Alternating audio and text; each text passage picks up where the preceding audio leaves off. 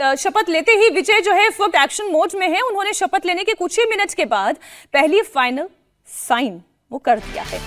घरेलू इस्तेमाल के लिए 200 यूनिट बिजली फ्री का वादा पूरा हुआ। उन्होंने महिला सुरक्षा के लिए स्पेशल फोर्स बनाने का वादा किया था। इस फाइल पर भी साइन हो गए हैं। विजय ने कहा कि वो झूठे वादों के साथ लोगों को धोखा नहीं देंगे।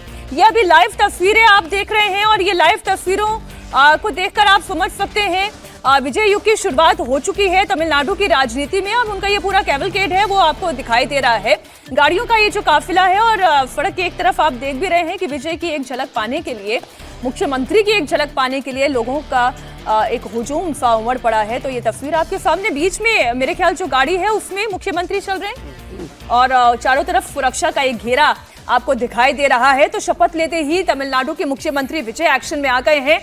200 यूनिट फ्री बिजली के फाइल पर साइन हो गए हैं। पहले हम इसी मुद्दे पर बात करें, ये फ्री बी वाली पॉलिटिक्स को लेकर जिस दिन नतीजे आ रहे थे, मुझे ध्यान है कि बड़ा अच्छा प्रश्न जो है एक वरिष्ठ पत्रकार ने रजत जी से पूछा। अजीत जी आप भी तो वहां पर मौजूद थे, तो उन्होंने कहा कि ये जो फ्री बीस वाली पॉलिटिक्स चल रही है ये क्या सरकारों को कमजोर नहीं कर देगी? बजट पर इतना प्रभाव क्यों हो, इतना दबाव क्यों हो इस फ्री बी वाली पॉलिटिक्स का? उन्होंने कहा कि there are some necessary evil. हाँ वही अब यही बन गया है और अब हमको लग रहा है कि हर पार्टी चाह रही है कि इसको रोका जाए किसी तरह से, लेकिन चुनावी मजबूरी है। अब आप सिंपल एक फैक्ट आपको हम दे रहे हैं, अभी जो स्टालिन जितनी स्कीम चला रहे थे उन स्कीम्स पर हर साल 65,000 करोड़ रुपए का खर्चा रहता। और अगर विजय की सारी स्कीम्स लागू हो गई तो वो खर्च बढ़ के 1 लाख करोड़ रुपए का हो जाएगा। एक साल में 1 लाख करोड़ रुपया आप फ्रीबीज आपने जो चुनावी वादे किए हैं उसको पूरे करने में आपको खर्च करने पड़ेंगे।